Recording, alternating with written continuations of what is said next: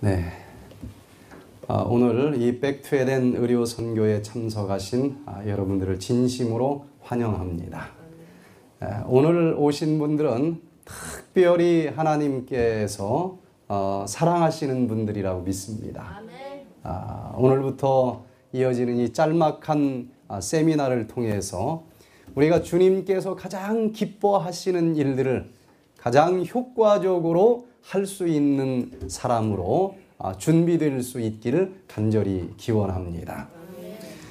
우리가 우리 주변에 있는 사람들에게 이런 복음을 전할 뿐만 아니라 왜 저 땅 끝까지 나가서 세계 선교를 해야 될까?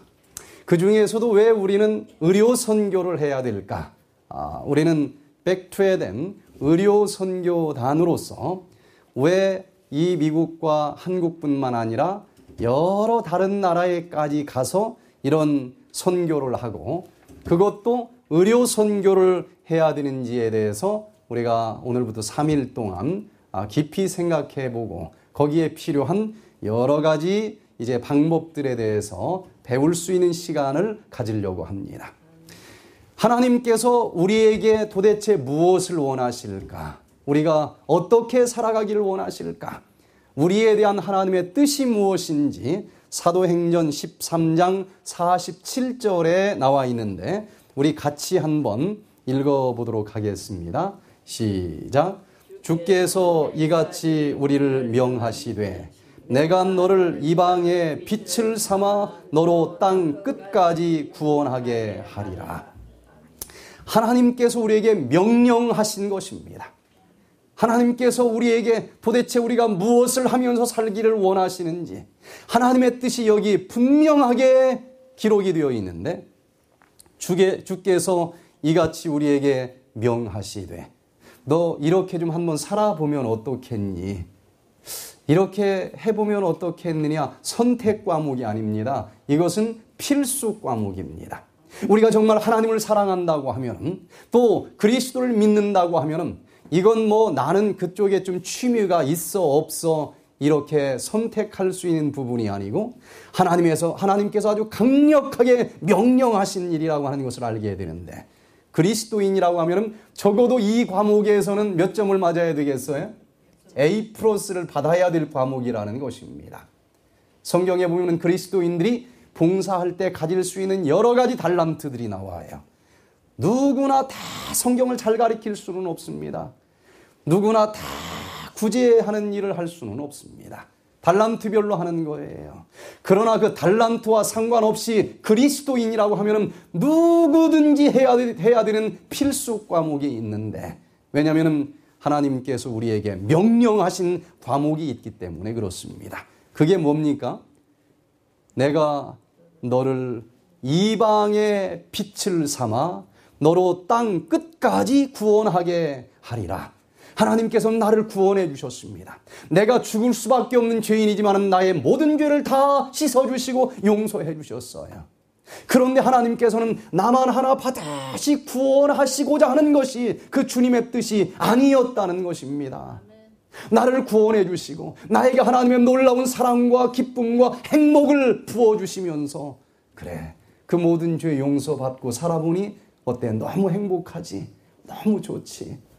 그런데 너만 혼자 그 기쁨 누리고 있어서야 되겠느냐?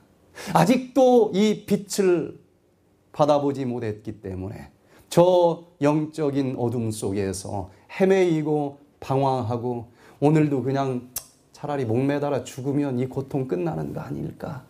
이렇게 살아가는 얼마나 많은 사람들이 있느냐?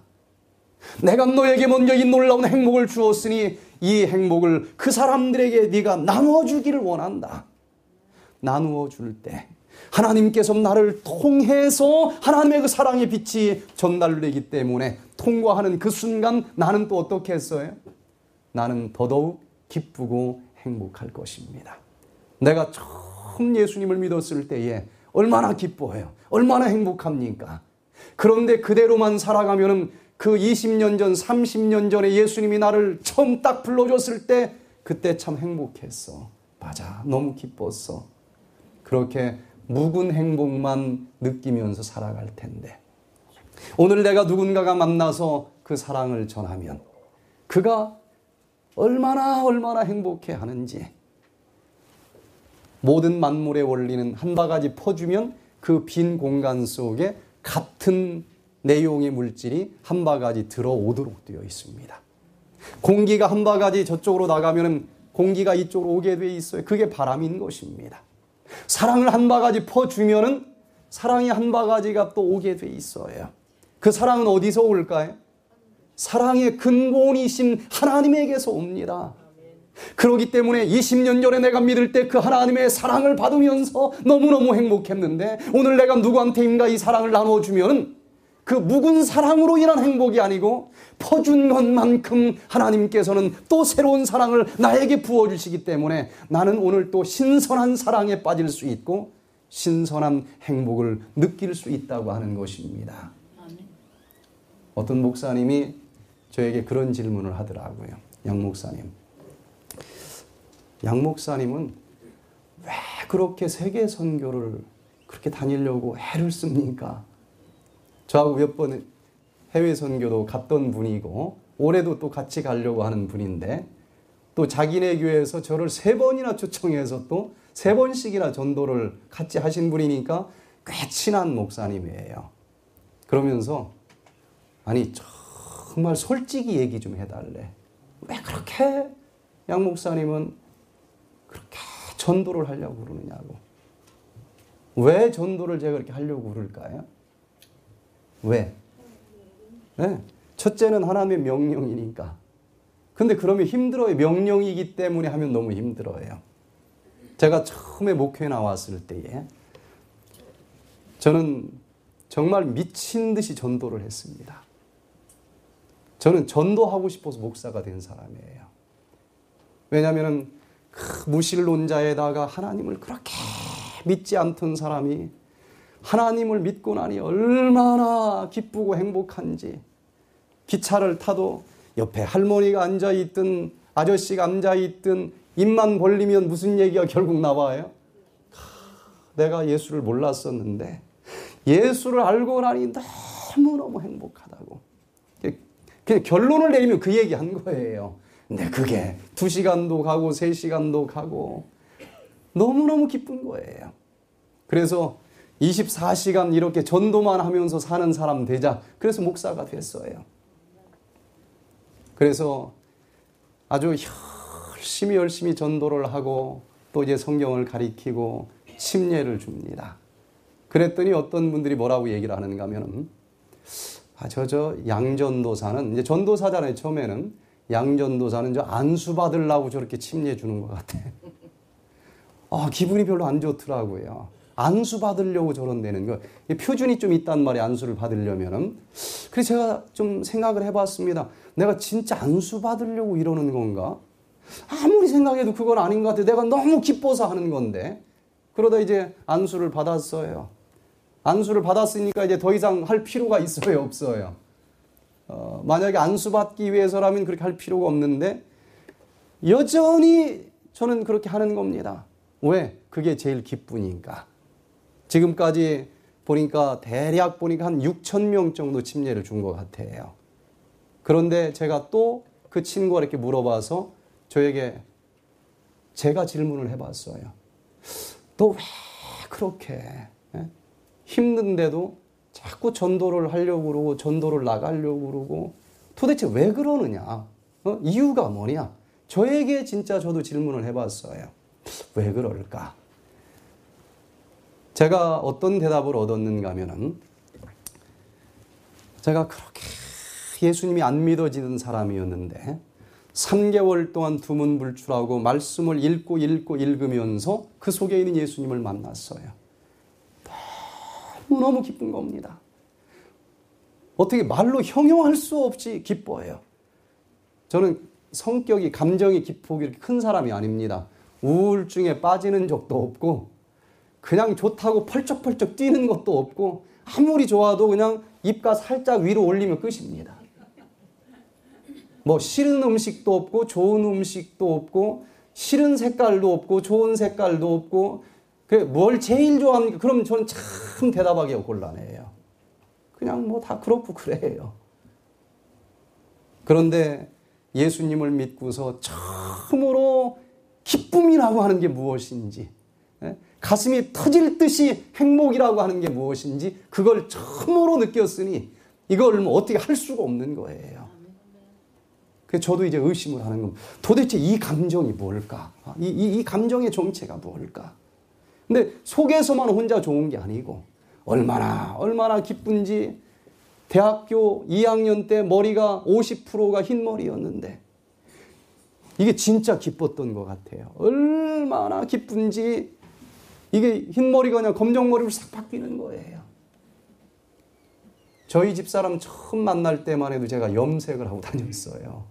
너무 보기가 싫잖아요. 22살 나이에 머리가 반백이니까요. 20살 때 보통은 10살은 더 먹어봤습니다. 한 30살 정도 봐요, 사람들이.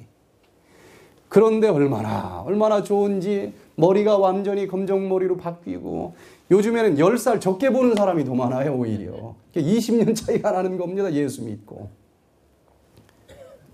그런데 내가 주관적으로 느끼기에는 예수를 믿고 너무너무 기쁘고 행복한 거예요. 이건 진실된 거예요. 제가 아무리 질문을 해봐도.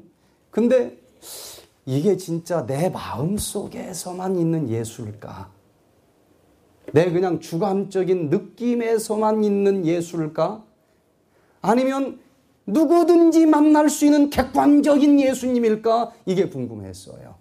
이게 뭐 너무 특별한 이 마음이기 때문에 나만 혼자 미쳐서 이러는 건지 이분이 누구든지 마음속에 역사하는 객관적인 예수님인지 어때? 그게 객관적인 예수면 좋을까요? 주관적인 예수면 좋을까요? 남들에게는 전혀 존재하지 않는데 내 마음속에서만 그렇게 느껴지면 제가 미친 겁니다. 그건 주관적인 하나님에 지나지 않아요. 이건 굉장히 중요한 문제잖아요. 그래서 저는 확인을 하고 싶었어요. 그래서 저처럼 예수를 모르는 사람들에게 가서 이제 예수를 전합니다. 성경을 가리킵니다. 담배를 피고 술을 먹고 알코올 중독 환자들에게 저도 그랬으니까 가르쳐 보아요. 그랬더니 예수를 믿고서는 술맛이 싹 떨어진 경험이 저에게만 있는 줄 알았더니 제가 가르치는 그 사람에게도 똑같은 예수님이 들어가니까 그냥 하루아침에 술을 딱 끊어버리는 것입니다. 저에게만 어느 날 갑자기 담배를 딱 끊게 해주신 줄 알았더니 제가 정말 수백 명에게 똑같이 가르쳐봤더니 담배 맛이 하나도 생각이 안 난다는 것입니다. 제가 경험한 똑같은 경험을 제가 전도하는 사람들마다 똑같이 체험하는 것을 보면서 내 마음속에만 느껴진 주관적인 하나님이 아니었어. 분명히 객관적으로 누구에게나 찾아오시는 그런 존재하는 그런 예수님이셨어. 제가 그걸 느낄 때마다 얼마나 기쁠까요? 제가 전도한 사람들이 같이 변화되고 같이 하나님을 만날 때마다 내가 이상을 혼자 믿은 게 아니고 분명히 존재하시는 그 하나님을 내가 믿었던 거 맞았구나. 그러면서 그때마다 내가 처음 예수 발견한 그 신선한 기쁨을 누리는 것입니다. 그러니 오늘 또 확인하고 싶어서 또 전도하고 싶은 마음이 생기겠어요? 안 생기겠어요? 생길 수밖에 없는 것입니다. 거의 중독이 된 것 같아요, 저는. 왜? 중독 환자들은 시간만 지나면 그거 안 하면 막 손이 떨려서 견딜 수가 없는 겁니다. 전 마음이 허전하고 견딜 수가 없어. 그런데 왜 힘들게 목이 물리는 데까지 비행기 타고 꼭 가야 되느냐. 그 이유도 제가 좀 찾아야 될 거 아니겠습니까? 오늘 그 말씀을 좀 드리려고 그래요. 우리를 명하시되 내가 너를 이방에 뭘로 삼아? 빛을 삼아 너로 땅 끝까지 구원하게 하리라. 하나님은 여기 LA에만 이렇게 좀 전도하라고 한 게 아니라 어디까지 구원하기를 원합니까? 땅 끝까지. 누구를 통해서? 나를 통해서. 저 이방 땅 끝까지 무엇을 삼겠다는 것입니까? 빛을 삼겠다는 것입니다. 근데 여러분, 여기 가물가물한 촛불이라고 하는 불이 하나가 있어요. 그런데 이 불을 가지고 저 태양이 환하게 비추이는 대낮에 가지고 가면은 누가 빛이 빛이 들어왔는지, 제가 빛을 가지고 왔는지 안 가지고 왔는지 알아요, 몰라요? 이것도 분명히 빛인데 관심도 안 가져요, 사람들이. 환한 곳에, 이미 환한 곳에 내가 빛을 하나 가지고 가면은 뭐 촛불 하나 있네? 감사하지도 않고 반응도 안 보이고, 그럼 제가 기분이 좋아요, 안 좋아요? 저도 재미가 없어요. 그런데 이 가물가물하는 촛불에 지나지 않지만은 칠흑처럼 깜깜한 지하 동굴로 가지고 가면은 어떨까요? 그 사람들은 그냥 온 세상이 환해진 것처럼 느끼는 것입니다. 똑같은 빛이지만. 이야, 드디어 살았다, 드디어 살았다. 칠레 그 광부들이 깊은 갱에 깜깜한 곳에 있다가 그 조그마한 불빛 하나 들어왔을 때 얼마나 기뻐했을지 상상이 갑니까? 그거 여기다 켜보세요. 쳐다도 안 봅니다. 아유, 왜 이렇게 빛이 흐린 거야? 그럴 거에 틀림없이 켜줘도. 그런데 그 조그마한 불빛 하나가 들어와도 칠흑처럼 캄캄한 그 지하 동굴에서는 얼마나 환호성을 질렀을까요? 그러면 그 빛을 가지고 간 사람 기분이 어떨까요? 이건 뭐 너무너무 좋지요. 여러분들이 그 행복을 누리기를 원하면 빛이 있는 곳에 가지 마세요. 실망합니다. 별로 감사해 하지도 않아요. 아직 그 빛이 주어지지도 않은 땅 끝을 한번 찾아가시길 바랍니다. 예수 옛자도 들어보지 않은 나라를 한번 가보시길 바랍니다.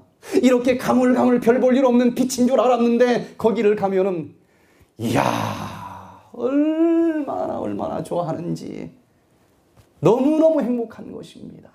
그 맛을 한번 본 사람은 자꾸 어디로 찾아가려고 그럴까요? 조금 더 먼 곳, 조금 더 어두운 곳, 그런 곳을 찾아가고 싶어지는 것입니다. 미얀마를 가서 한 7년 전에 전도를 할 때, 거기는 군인들이 나라를 지배하고 있는 나라입니다. 미얀마는. 김정일 다음으로 통제가 심한 나라가 미얀마예요. 이 마을에서 저 마을을 가려면은 한 20분 간 다음에 스톱시켜요. 그리고 검문하고, 또 20분 가면 또 검문하고. 세상에 처음 봤어요. 얼마나 통제가 심한지. 거기 주민들이 뭐라고 이제 정부가 어쩌고저쩌고 얘기하려고 하면은 우리끼리 있는데도 꼭 주변을 돌아보고 얘기를 합니다. 우리 목사님들까지도. 그렇게 통제가 심해요. 외국인은 전도도 못 합니다. 그래서 우리 이마식 장로님 그때 같이 가셨었잖아요. 치료도 못 해준대, 치료도. 관광비자로 왔으니까 관광만 하래요. 그래서 할 수 없이 팀을 반절을 나눠가지고 관광비자로 도장 찍고 왔으니까 관광을 하는 흔적을 남겨야 된다는 거예요. 그래서 팀 반절 나눠서 반절은 의무적으로 관광을 다니는 것입니다.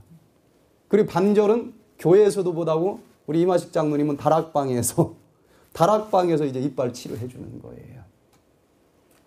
그러니까 빛이 별로 없는 나라겠죠. 얼마나 전했겠어요. 거기서 숨어서 치료해 주는 데서 뭐 얼마나 전했겠어요. 야, 그런데 이 칠흑처럼 어두운 나라, 불교도가 95%입니다. 전국의 95%가 불교인이에요. 그런데 여기서 도대체 무슨 일이 일어날까 그랬는데 어둠 속에서 이 보잘것없는 빛이라도 환하게 빛나는데 끝나고 오는 날 보니까 1000명 이상이 침례를 받았어요. 승려복 입고 참석하는 사람들이 많았습니다. 승려들이 승려복 벗어버리고 수십 명이 침례를 받는 것입니다. 우리가 온 다음에도 계속 침례를 받았다는 소식을 들었어요. 그래서 가능하면 땅 끝까지, 가능하면 힘든 대로 가려고 합니다. 우리 김혜숙 집사님 작년에 하이티 같이 갔었잖아요. 그죠? 얼마나 더운 때 갔는지 전 태어나서 그렇게 더운 건 처음 봤어요. 여기 캘리포니아 더위는 아무것도 아니에요. 하이티가 더운 나라인데 적도 근처니까 더운 나라에서 6월 말에 갔으니까 최고로 더울 때예요. 그래서 제가 거기 있는 목사님한테 그때 날씨는 어떻습니까? 그랬더니 일단은 우기는 아니래요. 날씨가 어떻습니까? 그랬더니 뭐라고 표현을 하는가 하면은 이 핫팟이라고 얘기를 하더라고요.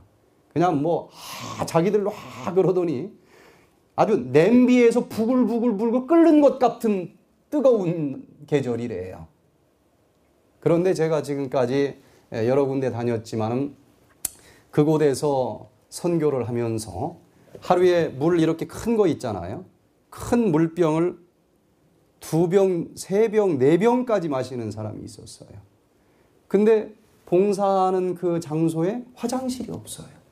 세상에 물을 이런 걸 큰 걸 2병, 4병을 마셨는데 화장실이 없으면 어떡하라는 거예요. 사람들은 200명, 300명 계속 우글우글 있는데. 그런데 아무 염려가 없는 게 그렇게 물을 많이 마시는데도 소변을 한 방울도 안 봐도 돼요. 뭘로 다 나가는 것입니까? 땀으로 다 나가요. 얼마나 힘든지 하다가 제가 거기 그냥 의자에 좀 누웠어. 누워 있는데도 뭐가 나와요? 땀이 줄줄줄줄줄줄 계속 나오는데 요걸 손을 들어서 닦을 힘이 없어. 그래서 귀찮아가지고 그냥 송울송울 땀방울이 맺히든 말든 놔뒀어요. 한 30분 누워있다가 일어났더니 땀방울 맺힌 데마다 땀띠가 나더라고요. 근데 그때 청년들이 한 20여 명 있었습니다. 대학생들이. 야, 저 어린아이들이 과연 어떻게 해낼까? 근데 나중에 끝나고 나서 얘기 들어보니까 너무너무 고생을 했는데 그래서 좋았다는 거예요. 그래가지고 그때 고생한 청년들이 각 교회를 가서 다 간증을 했는데 아이고 너 가지마. 모기가 얼마나 많은지. 아이고 더워서 사람 살 때 안 돼. 그러면 그 교회는 적어도 한 명도 안 올 거 아니겠습니까? 그런데 그 청년들이 왔던 교회마다 이번에 단체로 다 지원을 했어요. 그 청년들이 온 그 아이들이 소속된 교회마다 걔 한 명이 아니고 걔도 올 뿐만 아니라 그 청년들이 다 단체로 또 거기를 가겠다고 지원을 여러 교회가 지금 했습니다. 단체로. 그래서 우리가 정말 견디기 어려울 정도로 어두운 곳 땅 끝까지 갈 필요가 있겠구나. 다른 데서는 맛볼 수 없는 놀라운 이 전도자의 기쁨을 맛볼 수가 있다고 하는 것입니다. 이렇게 예수님께서 우리에게 명령을 하셨는데 예수님이 우리에게 명령한 최초의 명령은 무엇이고 최후의 명령은 무엇일까? 예수님이 인간을 이렇게 태어나게 하신 다음에 처음으로 명령하신 말이 창세기 1장 28절에 나오는데 하나님이 그들에게 복을 주시며 그들에게 이르시되 생육하고 번성하여 땅에 충만하라. 이게 처음으로 하신 명령 아니겠습니까? 결국 인간을 에덴 동산에 만드시고 처음 명령하신 게 뭔가 하면은 이 에덴 동산에 생육하고 번성해서 의인들로 이 동산을 가득 차게 만들어라. 이게 최초의 명령 아니었습니까? 그러면은 그 예수님이 이 땅에 인간의 모습으로 오셨다가 하늘로 가시기 직전에 최후로 한 최후의 명령은 또한 무엇일까? 마태복음 28장 19절 20절에 보니까 그러므로 너희는 가서 모든 족속으로 제자를 삼아 아버지와 아들과 성령의 이름으로 침례를 주고 내가 너희에게 분부한 모든 것을 가르쳐 지키게 하라. 여기 누구에게 가서 전하라고요? 모든 족속입니다. 한국 사람들만이 아닙니다. 모든 족속으로 제자를 삼아 아버지와 아들과 성령의 이름으로 침례를 주고 내가 너희에게 분부한 모든 것을 가르쳐 지키게 하라.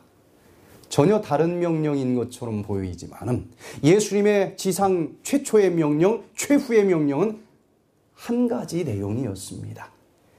바로 최초의 명령은 그때 딱 만들어 놓은 아담과 하와는 의인이었습니까? 죄인이었습니까?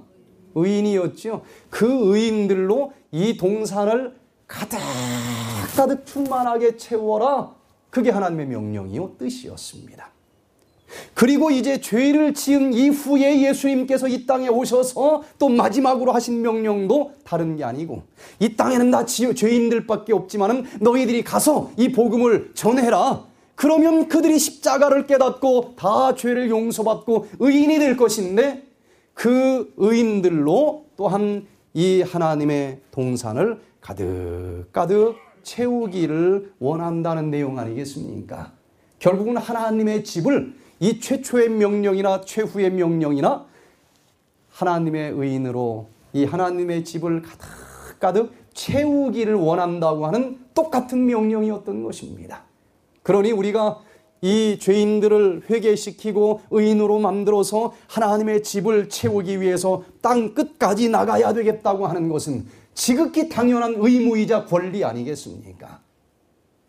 이왕 그리스도인으로 살아간다고 하면 큰 뜻을 품으시길 바랍니다. 큰 비전을 가지시길 바랍니다. 그냥 째째하게 나 하나 반드시 구원받아 봐야지 그렇게 옹졸한 마음 갖지 마시고 좀 하나님의 명령을 가장 성실히 순행하는 자가 한번 돼봐야 되겠다. 여기 LA에서만 전도 챔피언이 아니라 어디까지 나가는 전도자? 땅 끝까지 나가는 전도자가 한번 돼야 되겠다. 아이고 비행기 사기 없어서요. 그건 기도하세요. 하나님의 명령을 내가 실천하기 위해서 간다고 하는데 금도 내 것이요 은도 내 것인 하나님께서 그런 것은 틀림없이 주십니다. 틀림없이 주십니다. 작년에 저쪽 시애틀에서 한 집사님이 오셨는데 처음으로 해외 선교를 오셨대. 처음으로. 그런데 이분은 꿈이 있었어.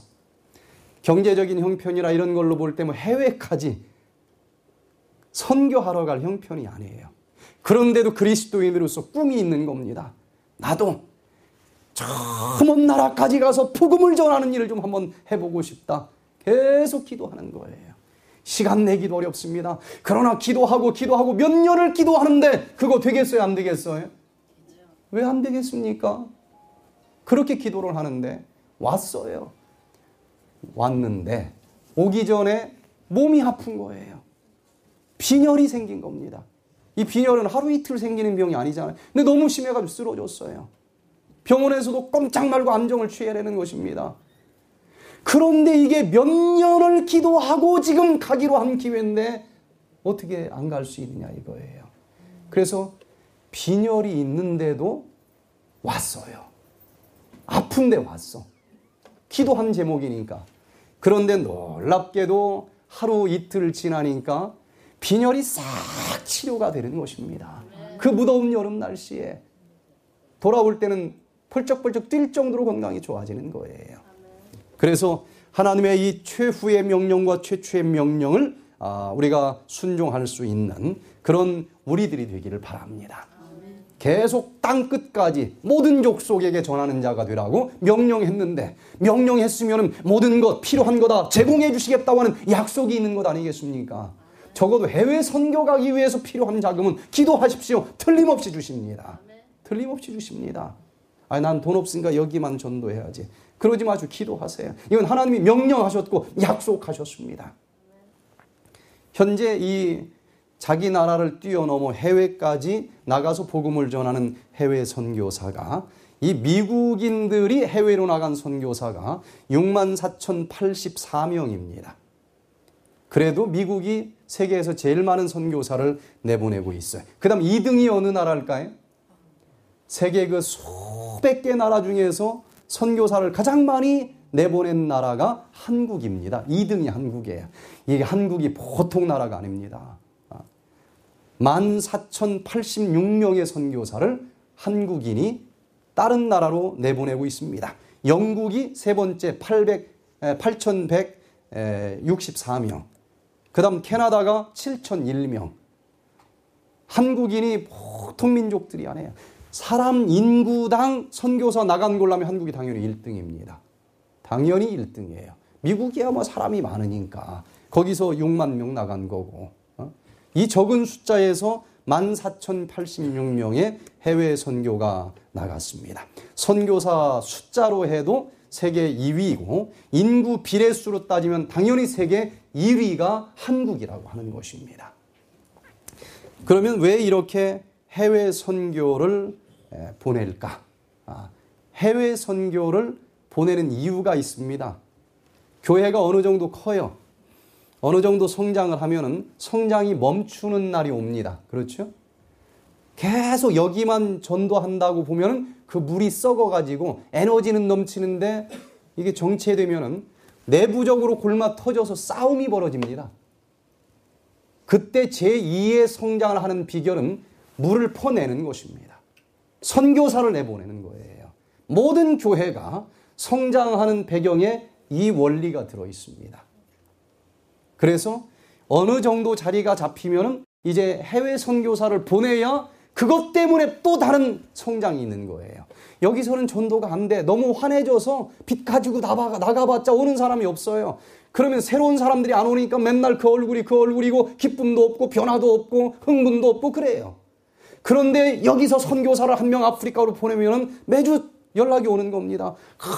이번 주에 막 이런 기적이 있었습니다. 이런 사람들이 여기 식인종이 변화돼가지고 침례를 받았습니다. 그럼 우리가 헌금해가지고 보냈으니까 그 기쁨이 누구의 기쁨이에요? 우리의 기쁨인 것입니다. 그러면서 또 후원해주는 선교사들이 새로 계속 들어오게 돼 있어요.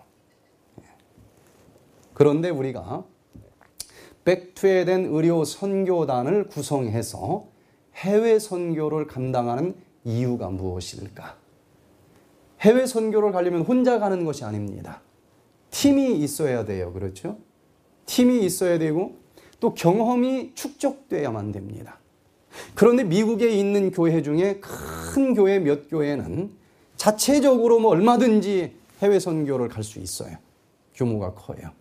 그러나 대부분 80%의 교회는 100명, 200명, 300명 이런 규모의 교회들이기 때문에 자체적으로 한 교회가 아주 프로페셔널하게 해외 선교를 나갈 수 있는 재력이 되지 않습니다.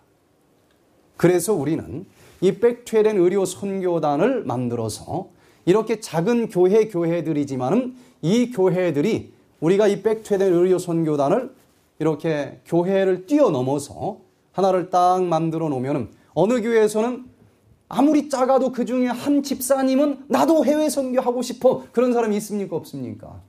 있어요. 가고 싶은데 이 교회가 작아가지고 한 팀이 안 나와. 의사도 없네. 치과 의사도 없네. 마음은 원이지 갈 수가 없어. 그렇다고 해서 저기 남의 교회 가는데 또 가자니 또 그렇고. 그래서 어느 한 교회가 주최하는 것이 아닌 이렇게 포괄적인 의료 선교단을 만들어서 어느 교회는 혼자는 한 교회가는 안 되지만 한 명이라도 오라 이거예요. 또 저기서도 3명 와요. 어떤 교회는 물론 12명이 오는 데도 있죠.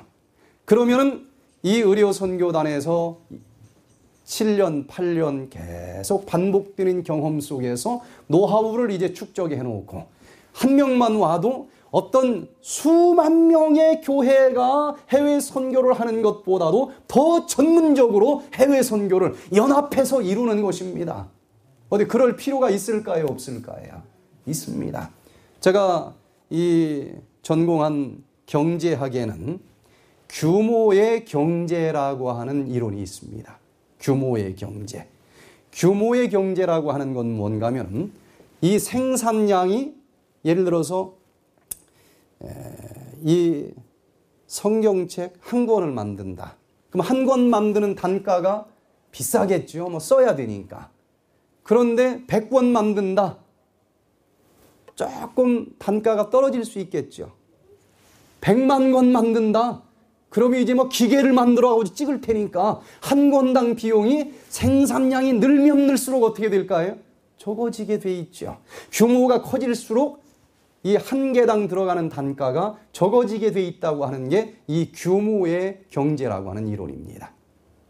그러면은 이 해외 선교를 50명 교인이 해외 선교를 나갈 때 들어가는 에너지와 비용을 따져보고 2만 명 교인이 나갈 때 비용을 따져보면 어떤 게 더 비용이 덜 들겠어요? 2만 명이 추진할 때 훨씬 비용이 덜 드는 것입니다. 그래서 한 교회는 이 작아서 감당할 수가 없지만 우리가 이 교회를 초월해서 전체 연합된 이 의료 선교단을 하나 딱 만들어 가지고 해보니까 지금 우리 백투에덴 의료 선교단은요 초교파적으로 여기저기서 오는데 정말 몇만 명 교인들하고 비교를 해봐도 적어도 해외 의료 선교에 대해서만큼은 훨씬 더 프로페셔널하고 훨씬 더 조직적이고 훨씬 더 능률 있게 선교를 한다는 소리를 그 수천 명 교회에 속해 있는 교인들이 참여해보고 이야기를 합니다. 그래서 우리가 한 교회 단위로 가는 것도 좋지만은 이렇게 전체가 연합을 해서 하고, 또 어느 교회는 한 교회가 다른 것은 다 해외까지 섭외는 못하지만은 사람은 우리가 12명 다 모집했습니다. 그러면 여기에 와서 우리가 오렌지 해놓은 그 지역으로 가서, 그리고 그 교회 이름으로 선교를 합니다. 그 교회 혼자 간 것보다 조금도 모질하지 않는 그런 선교를 하고, 또 거기는 한 교회가 같지만 전체적으로는 또 그 도시 저 도시 해가지고 전 그 나라 전체를 또 이 백투에덴 팀이 하기 때문에 우리가 가면 그 나라에서 TV 방송과 신문에서 대서특필 해가지고 다뤄줍니다. 한 교회만 갔으면 그렇게 관심을 끌기는 어려웠을 거예요. 또한 이 해외 선교를 또 나갈 이유 중에 하나는 한계 효용 체감의 법칙 때문에 그렇습니다. 한계 효용 체감의 법칙이라고 하는 것은 처음에 배고팠을 때 밥을 한 수저 먹으면 행복이 있을까요, 없을까요? 있죠. 굉장히 클 거예요. 두 번째 또 추가로 한 숟갈 먹으면 행복이 커지는데, 계속 먹으면 먹을수록 한 수저 먹을 때마다 증가되는 행복이 처음하고 같을까요, 틀릴까요? 틀려요. 나중에는 처음 한 수저 먹었을 때 막 눈이 환하게 떠질 정도로 행복할 거예요. 그런데 한 사발 다 먹은 다음에 추가로 한 수저 먹을 때 기쁨은 갈수록 줄어드는 것입니다. 그렇죠? 이게 한계 효용의 법칙이라고 하는 것인데, 똑같은 헌신이라 할지라도 정말 빛을 받아보지 못한 그 지역에서 내가 헌신을 하면은 그 헌신이 굉장히 열매가 많이 맺히고 헌신한 사람도 그만큼 기쁨이 있어요. 그런데 빛이 환한 곳에서 똑같이 촛대 한 자루를 태워도 별로 보람이 없는 것입니다. 여기에서는 30불을 헌신해서 가난한 사람들을 도와준다고 해보십시다. 그럼 누구 정말 감사합니다, 막 머리가 땅이 닿을 정도로 인사하는 사람 있습니까? 여기 길거리에 가서 야, 이 가난한 사람들 좀 도와줘야지 하고 빵 나눠주잖아요. 그럼 어떻게 하는 줄 아세요? 빵을 딱 봐요. 그냥 받아먹는 게 아니라 배가 부르거든, 이 사람들은. 딱 보고서는 이거 별로 메이커가 없는 빵이다. 나를 어떻게 보고 이런 빵을 줘? 그러면서 확 집어 던져버린대요. 그래가지고 그거 실망해가지고 다시는 안 한다는 사람 제가 봤어요. 배가 어느 정도 부르기 때문에 30불짜리 뭐 사줘도 고마워하는 게 작아요. 그런데 하이티에 가서 30불을 주면은 아버지도 없고 엄마도 없고 죽을 수밖에 없는 이 고아 한 명이 한 달 동안 배가 부르도록 먹고 생활하고 학교까지 다니는 장학금까지 다 해결되는 돈이에요. 한 아이가 사단하게 사로잡혀서 그냥 부두교의 사제가 될 뻔했었던 아이가 한 달 30불이면 목사가 될 수도 있게 만들어줄 수 있는 엄청난 헌신이 될 수도 있다고 하는 것입니다. 그러니 내가 가진 이 헌신을 여기서도 물론 해야 되지만 아무리 해도 1년 동안 해도 한 사람도 영혼을 구원하지 못해 기쁨이 없어요. 그런데 내가 하이티에 가서 아프리카에 가서 똑같은 헌신을 하면은 10명, 50명이 구원받는 모습을 볼 수 있다는 것입니다. 그러니까 가끔 한 번씩은 그렇게 아직 깜깜한 곳에 가서 내가 일주일 동안 막 전도했더니 여기서는 어림도 없는데 거기서는 막 침례를 받는 거야. 구원을 받는 거예요. 선교회지에 가서 여기다 침 하나 딱 놔줬더니 20년 된 위장병이 딱 나서 버리는 겁니다. 선교지에 가서는 그런 기적이 있어요. 그걸 보면은 내 신앙도 재충전될 것 아니겠습니까? 그래서 1년에 한 번 정도는 이렇게 아직 내 똑같은 헌신을 해도 많은 열매가 거두어질 수 있는 땅 끝까지, 어두운 지역까지 찾아갈 필요가 있다는 것입니다.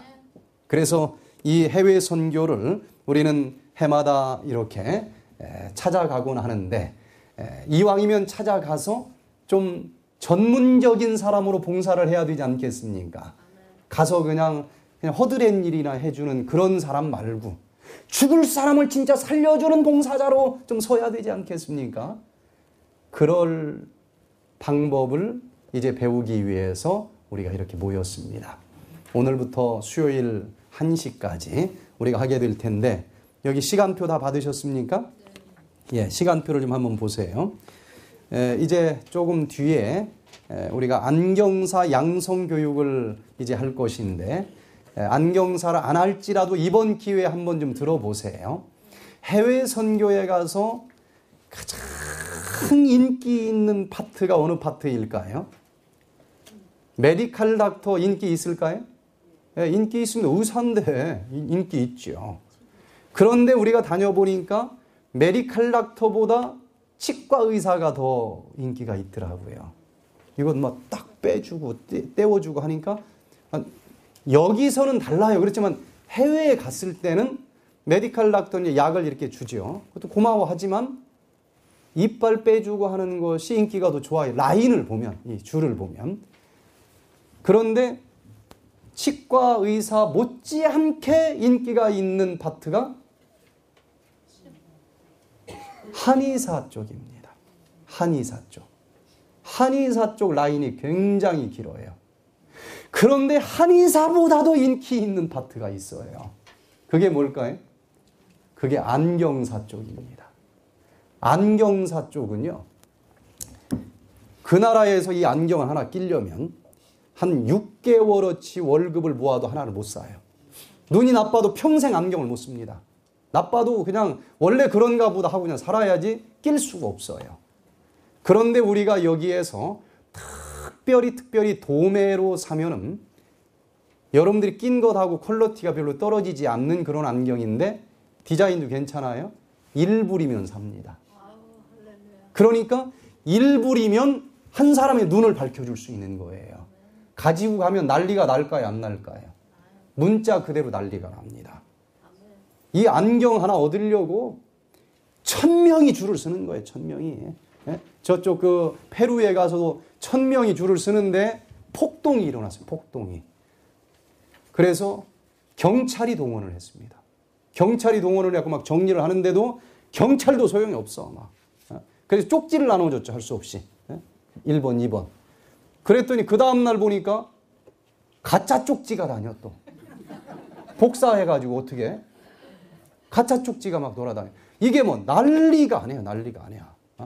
그래서 1불이면 한 사람의 눈을 밝혀줄 수 있습니다. 그러니 인기가 보통 인기가 아니에요. 그리고 1불이면 한 사람 눈을 밝힐 수 있다. 그러면 스폰서 구하기도 쉬울까요? 안 쉬울까요? 쉽죠. 나 30명 눈 밝혀줄 거야. 얼마 내면 돼? 30명. 여기서는 아무것도 아니지만 30명의 눈을 밝혀줄 수 있어요. 그래서 우리가 이 안경사역을 아주 과학적으로 이 백퇴된 의료 선교단에서 개발을 했습니다. 인기가 얼마나 좋은지 몰라요. 그런데 예전에 어떤 봉사는 있었는가 하면, 여러분 안경 끼다가 안 쓰는 거, 도수 안 맞는 거 다 내놓으세요 하고 걷어갔죠. 그리고 그거 딱 내놓고, 자, 맞는 거 찾아가세요 그랬습니다. 옛날에는. 아무리 아프리카 사람들 그거 별로 안 좋아해요. 근데 우리는 박스에서 딱 꺼낸 아주 브랜드 뉴 원을 가지고 가는 거예요. 괜찮아요. 저도 씁니다. 집에서 그거. 아주 괜찮아요. 페루에 갔더니 출입국 관리소의 높은 부장이 그거 하나 달라고. 그래갖고 하나 줬더니 그다음 그 직원들 하루 그냥 휴가해가지고 다 데리고 왔어. 하나씩 달라고. 괜찮아요. 디자인이. 굉장히. 그래서 그것을 그냥 주는 게 아니라 그렇게 좋은 안경을 가지고 가서 이제 이따가 실습까지 할 겁니다. 여기서 미국에서 안경사 되려면 몇 년 교육 받아야 됩니까? 안경사 되려면. 네? 2, 3년 대학 칼리지 다녀야 되죠. 안경 맞춰주는 사람. 2, 3년 배워야 되잖아요. 그런데 우리는 딱 1시간이면 안경사를 양성해냅니다. 기가 막힌 칼리지 아닙니까 여기가? 그렇다고 해서 퀄리티가 조금도 뒤지지 않아요. 이따 이제 할 거예요. 1시간이면 조금도 부족함이 없는 안경사를 만들어냅니다. 그래서 이제 기계 측정하는 기계, 요걸 또 특별히 해외 선교용으로 만들었어요. 500불이면 하나를 삽니다. 500불이면 하나 사가지고 이 포코미터를 딱 사가지고 요 사람들한테 요 시력을 정확하게 마이너스 1.4인지 플러스 2.5인지를 재요. 재가지고 딱 난신지 근신지 원신지 또 녹내장인지 백내장인지 이런 진단법까지 다 우리가 배워가지고 시력이 얼마 딱 나오면은 그 시력 도수에 맞는 것을 딱 껴주고 성경을 읽어보라고 그럽니다. 그럼 지금까지 성경을 못 읽었던 사람인데 이게 보이는 거야. 그러면 성경을 읽으면서 막 눈물이 쭉 나옵니다. 내가 성경이 보인다는 거예요. 성경을 보지 못하는 사람들에게 성경을 읽게 해주는 사역입니다. 그러니 이건 어디 가든지 줄이 넘칩니다. 인기가 보통이 아니에요. 그래서 인기 스타 되기를 원하면 안경사로 봉사를 하면 좋아요. 틀림없이 보장받은 사업입니다. 그래서 이제 오늘은 제가 이제 강의 끝나고 나면 이 안경사 교육을 할 것입니다. 그리고 이제 저녁 때 저녁을 먹고 나서는 비디오 촬영사 양성 클래스를 가질 것입니다. 해외에 나가면 또 기가 막힌 봉사가 있는데 사진 찍어주기 사역이 있어요. 그 나라는 자기 사진 평생 한 번도 본 적이 없는 사람들이 많아요. 그죠?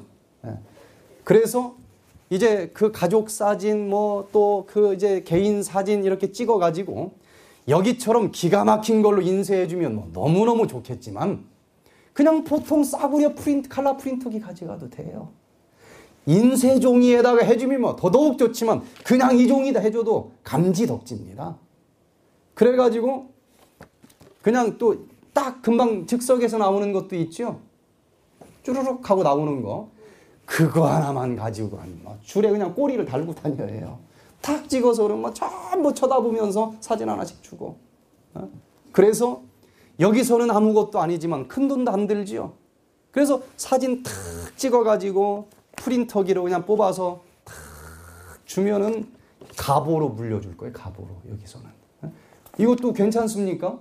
네. 네. 그래서 이런 사진 찍는 사역, 또 이제 비디오 카메라로 찍는 사역 해서 DVD로 만들어서 막 인터넷에도 막 보내고 DVD도 만들고, 그래서 이걸 통틀어서 오늘 저녁에는 이제 이성휘 PD가 여기를 와서 사진 찍는 법, 이제 특별히 비디오 촬영하고 비슷하니까 이 비디오 촬영법에 대해서 강연을 할 텐데, 좀 관심이 없어도 한번 들어보세요. 요즘에는 웬만하면 그저 가정용도 이렇게 눌러보는 시대니까. 그렇게 오늘은 좀 하고요. 그 다음에 이문일 목사님이 이제 기도회를 이제 하면서 오늘 마치겠습니다. 그리고 내일은요, 내일하고 모레는 10시부터 시작을 합니다. 10시부터 저녁 9시 반까지 하는데, 점심 저녁을 저희들이 제공해 드릴 것입니다. 그리고 내일 이제 일정표를 보면은 이침사 양성학교가 제일 많이 있어요. 시간 내용 중에서. 이침이라고 하는 게 뭘까요? 귀 이자입니다. 귀에다가 침을 놓는 거예요. 우리 몸은요, 결국은 아빠에게서 나온 정자와 엄마에게서 나온 난자가 하나가 딱 합해지면서 수정란이라고 하는 하나의 세포가 만들어졌어요. 그죠?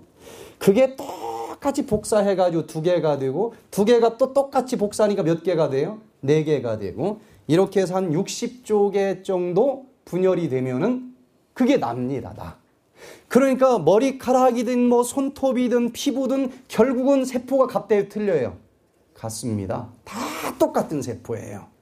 그래서 어디서든 이 세포 하나만 딱 뜯어내도 그 사람이 어떤 사람인지, 그 사람이 어디가 아픈지 알아요, 몰라요? 알아요. 그러니 그 하나만 가지고도 아는데 손바닥 세포가 상당히 많이 모여 있지 않습니까? 손바닥을 보면은 여기 하나만 봐도 내가 어디가 아픈지 다 알아요, 몰라요? 알게 돼 있어요. 얼굴만 봐도 오장육부 어디가 틈실하고 나쁜지가 나와요.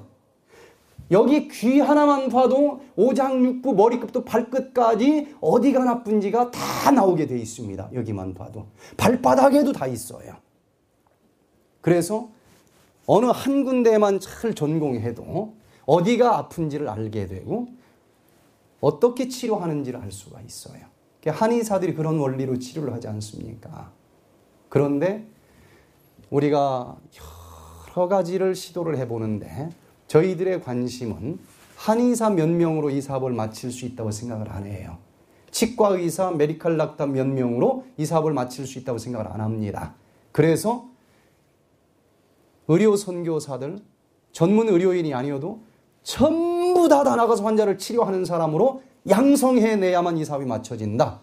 그렇게 생각해서 제가 한국에서부터 이 의료 선교사 양성학교를 계속 해왔습니다. 근데 그때는 제가 한의학을 공부를 안 할 때라서 빛이 없잖아요. 그죠? 이 도대체 해줄 게 별로 없는 거예요. 그래서 발 마사지법도 많이 가르쳐 줬고, 근데 발 마사지 가지고는 치료가 그렇게 잘 되지는 않습니다. 그리고 발 마사지는 또 냄새가 나요. 해주려고 하면 냄새가 나고, 내놓는 사람 미안해서 자꾸 안 내놓으려고 그래. 나중에 또 침을 배워가지고 또 침을 놓으려고 해도 엎어져 보세요. 그래야 되잖아요. 근데 하이티 가면 엎어질 침대가 없어요. 근데 추운 겨울에도 우통 벗으세요 그러는데 아무 데서나 그냥 가슴 내놓을 수도 없잖아요. 여자들 같으면은. 이게 제약이 굉장히 많아, 이 바쁜 시대에. 그래서 보니까 여기 귀에다가 침 놓는 게, 이 귀는 세수할 때마다 다 닦지 않습니까, 여기? 여기 대부분 깨끗해, 귀는. 깨끗하고 뭐 옷을 안 벗어도 되고 아무 데서나 서보세요, 앉아보세요 해도 돼. 너무 깨끗해, 신사적이야. 그리고 여기만 잘 보면은 어디가 암 좋은지가 다 나오게 돼 있어요. 이것을 우리가 1급, 2급 해서 차례로 이제 이걸 가르쳐 드릴 텐데, 여기에 여기 자리는 어디 자리, 여기 자리는 어디 자리가 다 있어요. 이걸 이제 우리가 배울 겁니다. 그런데 심장 자리를 딱 눌렀더니 아프더라. 심장이 안 좋은 거예요. 그래서 심장이 건강한 사람은 심장을 아무리 눌러도 뭐 안 아픈데, 심장이 안 좋은 사람은 심장 자리를 누르면 아 하면서 막 소리를 지를 정도로 아파요. 그 자리에다가 침을 놓으면은 기가 돌면서 심장이 치료가 되는 건데, 한의사가 아닌데 침 놓으면 걸려요, 안 걸려요? 걸리죠, 의료법에. 예? 그래서 그 자리에다가 한의사는 침을 놓지만 우리는 여기서 뭘 가르쳐 주는가 하면은 그 자리를 찾는 법을 다 가르쳐 주고, 그 자리에다가 침을 놓지 않고 왕불유행이라고 하는 특별한 아주 단단한 좁쌀보다 조금 큰 씨앗이 있어요. 그 씨앗을 테이프로 그 아픈 자리에다 딱 붙여줍니다. 붙이고서는 이렇게 주물러 주면은 어떨까요? 안 아픈 사람은 멀쩡한데 그 자리가 아픈 사람은 막 엄청나게 아파요. 침은 30분 만에 빼지만 이건 일주일 동안 주무르니까 침보다도 효과가 있어요. 그러니까 여기다 씨앗 하나 테이프로 붙여줬는데 의료법 저촉됐다고 누가 잡아가요, 안 잡아가요? 안 잡아가요. 미국에서도 안 잡아가요. 하이티에서도 안 잡아갑니다. 그런데 이걸 제대로만 배우면 한의사 못지않게 치료를 해줄 수 있어요. 그럼 이걸 누구한테 배울 거냐? 한의사들 이거 잘 모릅니다. 한의대에서 이 침을 가르치기는 하는데 3시간 가르치고 끝이에요. 그래서 배우기만 하지 이 침이 있다는 것만 알지 이 클리닉 오픈하고 이 침 놓는 사람이 거의 없습니다. 그런데 이 침의 대가가 있어요. 모든 환자를 침의 종류가 다양한데 이 침으로 모든 환자를 다 치료해주는 이 침의 대가가 있습니다. 그게 누굴까요? 여러분들이 알는지 모르겠는데 우리 이 안식일 교단에서 한의사 1호가 누군 줄 아십니까? 안식일 전체 이 교인들 중에서 한의사 1호가 누군 줄 아세요? 김계정 박사님이셔요. 김계정 목사님이시면서 김계정 박사님이 안식일 교인 중에서 한의사 1호입니다. 1호. 그런데 그 많은 침법 중에서 이침을 처음부터 끝까지 계속 놓으신 분이에요. 그래서 이침 하나로 모든 불치병을 치료해 오기를 벌써 수십 년을 해왔기 때문에 어딜 가도 이침에 대가입니다. 한의대에서 또 이 교수님으로 이런 것을 가르쳐 주시기도 또 그렇게 하시기도 좀 있고, 그래서 우리가 이번 이 2박 3일 동안 우리 김계정 박사님이 이 이침을 가르쳐 주실 거예요. 여기에 자료까지 보여주면서 또 자료도 복사해서 나눠주면서 또 이걸 반복해서 할 수 있도록 비디오를 찍어서 인터넷에 올리면서 실습까지 하면은 어떤 한의사 못지않게 이 질병들을 치료하는 전문가로 양성해내는 코스를 하려고 합니다. 그래서 여러분들이 관심만 가지면은 이번 2박 3일이 끝나고 나서도 안 되면 나머지 공부라도 해서라도 꼭 할 때까지 가르쳐 드리려고 그래요. 그래서 이번에 그 이침이 9시간, 10시간 배정이 돼 있어서 전혀 한의학적인 배경이 없는 사람도 따라오시면 놀 수 있고 치료할 수 있도록 해주는데, 이건 하이티 가서도 할 수 있지만 어디서도 먹히는 방법이에요? 미국에서도 먹히는 방법이라니까요. 그래서 구역반 할 때, 또 여기 누구 구도자가 왔을 때, 체했네 했을 때는 어디다가 씨앗 붙여주면 돼요? 위장자리하고 이제 어디다 붙이는 걸 배울 거예요. 그러면은 끄 가면서 내려갑니다. 여기가 체하면 또 이 위장이 체해도 두통이 오는 수가 있어요. 그죠? 저도 맞아봤어요. 이게 막 머리가 막 너무너무 아픈 거야. 이렇게 보니까 여기가 아파요. 체해가지고 기가 이제 머리끝까지 안 도니까 아픈 거예요. 그래서 여기 씨앗을 하나 이제 또 아주 이 이침을 잘하는 이 고현미 교수님이 있는데, 이분도 나중에 나머지 공부할 때 이제 가르쳐 주기로 했어요. 이분도 여기 미국에서 제일 큰 한의대가 사우스베일로 한의대인데 진짜 수없이 많은 한의사들이 교수님들이 있지만은 그분은 이침으로 거기서 다 치료를 해요. 그 병원에 가면은. 그런데 그분이 이침을 하나 여기 씨앗을 하나 딱 붙여주더라고요. 가면서 이렇게 몇 번 만졌어. 10분 만졌더니 그냥 두통이 싹 사라지는 겁니다. 효과가 굉장히 빨라요. 그리고 또 하나는 여기다 씨앗 하나 정도 붙였으니까 부작용이 있을까요? 없을까요? 없어요. Nothing. 세상에 이런 방법이 어디 있어요? 부작용이 전혀 없고 이걸 놨는데 아직 조금 제대로 안 배워가지고 제자리 못 붙였어. 그래도 큰일 납니까? 보통 몇 개를 붙이거든요. 그래서 이게 이 자리 붙여야 되는데 조금 잘못 배워갖고 좀 옆에다 붙였어. 그러면 아무리 눌러도 안 아프겠죠? 그걸로 끝입니다. 근데 5개 붙인 중에서 하나가 우연히 맞았네? 제대로 붙였어, 하나를. 그거 하나만큼은 또 치료가 되는 거예요. 세상에 이렇게 좋은 방법이 없어요. 그래서 이것을 우리가 전 세계적으로 보급하는 운동을 하려고 하는 것입니다. 이건 보통 방법이 아닌데, 이건 이제 교파를 초월해서 우리가 수출할 수 있는 아이템이라고 저는 생각을 합니다. 요걸 이제 할 거예요. 그런 의미에서 이번에 오신 분들은 참 복받은 분들이라고 제가 생각을 합니다. 그렇게 생각하십니까? 네, 틀림없이 그러실 거예요. 네, 자, 이제 그 방법들을 쭉 시간표대로 우리가 할 것이고요. 그 다음에 또 이제 노래 지도법을 합니다. 해외에 가면 이렇게 손놀이 하면서 노래해 주는 걸 또 좋아해요. 그래서 요거 딱 1시간 가리키기 위해서 내일 덴버에서 비행기 타고 오십니다. 딱 1시간 가리키려고. 여기 칼리지가 보통 칼리지가 아니에요. 네. 그 다음에 또 미술 전도사 양성법이 있는데, 독도화가 권용석 화백 아시죠?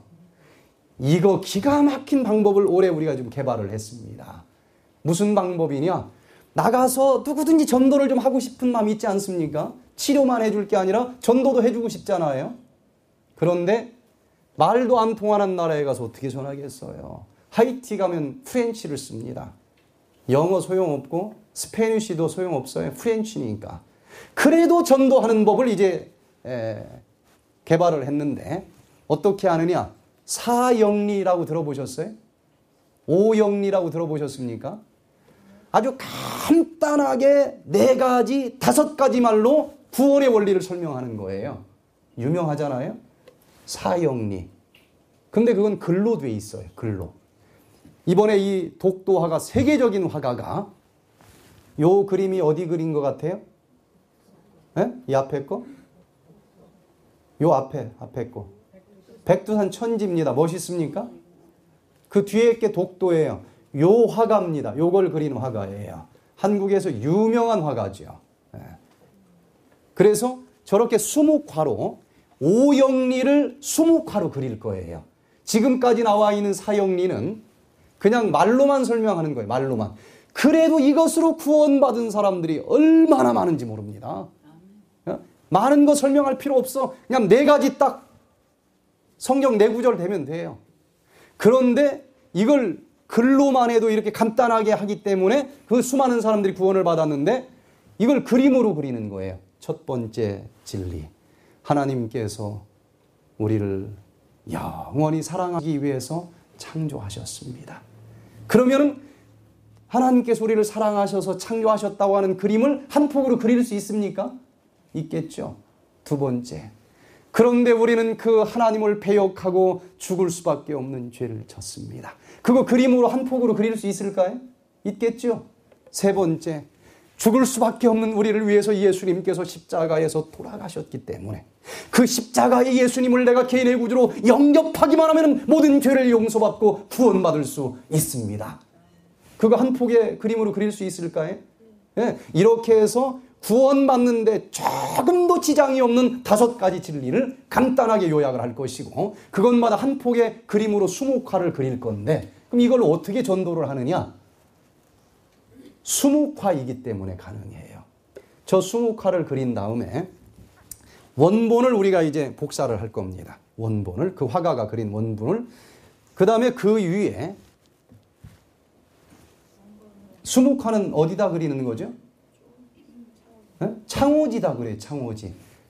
서양화는 안 됩니다. 그러나 수묵화는 창호지에 그리니까 저 위에 창호지를 딱 올려놓으면 밑에 그림이 보여요? 안 보여요? 보여요. 보여. 그리고 이제 먹물로 딱 붓에 먹물을 찍어가지고 그대로 베끼는 건데 연필이나 볼펜으로 베끼면 아무 재미가 없지만 붓으로 베끼면 베끼는 사람마다 짙게 옅게 해가지고 그림이 다 달라져요. 그래서 베꼈는데도 딱 베껴놓고 보면은 이게 완벽한 작품이 된다는 거예요. 제가 4살 먹은 아이가 이렇게 베낀 그림을 하나 봤는데 피카소가 그린 그림인 줄 알았어요. 얼마나 작품성이 좋은지. 그래서 해외에 나가서 여기 구역반에서도 이거 한번 그려봅시다 하면은 멋있는 그림 한 폭이 딱 나오는 거예요. 자기 이름 딱 사인하고. 그러고 난 다음에 그림이 완성되면 그게 그냥 그림이 아니니까 첫 번째 진리에 대해서 성경 구절 프렌치로 딱 적어놓고 너 한번 읽어봐. 그 설명문 간단하게 써놓고 읽어봐. 나 한마디도 안 해도 돼요. 그럼 첫 번째 진리 알았을 거 아니겠습니까? 하루에 한 장씩 5장만 그리면 구원이 딱 떨어지는 거예요. 말 안 통해도 돼요. 어디 괜찮습니까? 예, 이걸 우리가 이번에 개발을 해서 말 안 통하는 각 나라와 방언과 족속들에게 전하는 전도법을 개발을 해서 이제 보급을 하려고 하는데 그걸 여러분들이 맛을 볼 수 있을 것입니다. 그 다음에 또 이제 여러 이제 제목들로 이제 우리가 준비를 할 것이고 또 우리 이제 오늘 해외에 나가면 음식이 문제입니다. 그죠? 음식이 문제예요. 음식이 이제 문제인데 하이티에 가서 하이티 사람들이 먹는 음식을 먹을 수 있을까요? 없을까요? 우리가? 먹을 수 있습니까? 그러면 콜레라 걸려서 쓰러져요. 그죠? 근데 작년에도 우리가 콜레라가 제일 심할 때 제가 갔다 왔는데 이게 해외에 나가서는요, 거기 있는 음식 아무거나 주워 먹으면 큰일 납니다. 그래서 먹는 거에 대해서 교육만 잘 받으면 콜레라가 득실거리는 하이티를 가도 상관이 없어요. 그래서 도대체 그런 오지에 가서는 음식을 어떻게 해결할까? 거기에 대해서 막상 가는 사람은 제일 질문이 많아요.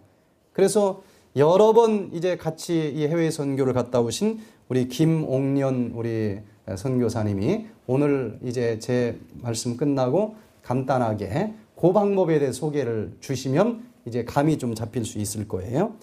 그 다음에 또 어떤 내용이 있는가 하면은 그 뜸으로 치료하는 그 치료법을 수요일 날 할 것입니다. 뜸으로 치료하는 거. 집에서도 뜸 많이 쓰죠. 그 뜸 치료법을 이철환 박사님이 또 2시간에 걸쳐서 여기 보니까 1시간이 지금 프린트가 안 됐는데 수요일 날 우리가 할 것입니다. 자, 그렇게 아주 다양한 내용들을 오늘부터 이제 하게 될 것입니다. 근데 기대가 되십니까? 예. 그래서 여러분들 시간 이왕 내셨으니까 혹시 중간에 무슨 일이 있어도 만사를 다 밀어놓으시고 휴가를 딱 내시길 바랍니다. 휴가를 못 얻었다 무단결근을 하세요. 뭐가 중요한지를 아는 사람이 돼야 됩니다. 이번 하시고 안 되는 것은 추가 교육을 해서라도 꼭 될 수 있도록 하려고 합니다. 그래서 이번에 사실은요, 홍보를 전혀 안 했습니다. 신문에도 안 냈고 교회 지남에도 안 냈고 인터넷에도 안 냈습니다. 왜 그런 줄 아세요? 목표가 있습니다. 계속 우리가 팜스프링에서 했어요. 비행기 타고 오는 사람들 위주로. 그러니까 LA에서는 별로 못 와요. 3박 4일 가지고 안 되는 경우가 참 많습니다. 그래서 이번에는 진짜 치료할 수 있는 사람으로 양성하기 위해서 어디 사람들 위주로 좀 하려고 했겠어요? LA에 있는 사람들 위주로. 3박 4일 해가지고 안 되면 추가 교육을 할 수 있잖아요. 그렇게 해서라도 꼭 치료자가 될 때까지 교육을 가리켜서 치료하는 사람이 눈에 보여야 되겠다고 하는 목적이 더 컸기 때문에 그 한 팀이 되면 그 다음부터는 쉽지 않습니까? 그래서 이번에 이렇게 광고도 안 했고, 광고에서 뭐 여기서 다 차면 이 자리 벌써 뭐 대충 차는데 어떡하겠어요? 그래서 그런 목적으로 우리가 크게 벌리지 않았고 많으면 실습을 효과 있게 못 합니다. 요 정도 숫자면 아주 딱 좋아요. 그래서 광고를 못 했습니다.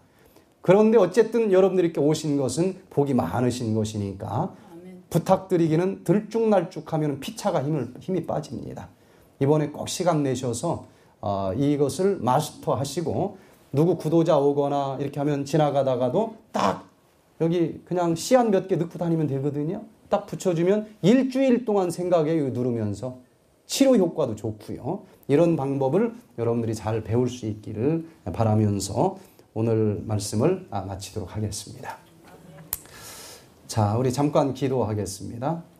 사랑의 아버지 하나님, 주님께서 우리 백퇴된 의료 선교 훈련 학교를 이렇게 시작할 수 있도록 은혜 주시니 감사를 드립니다.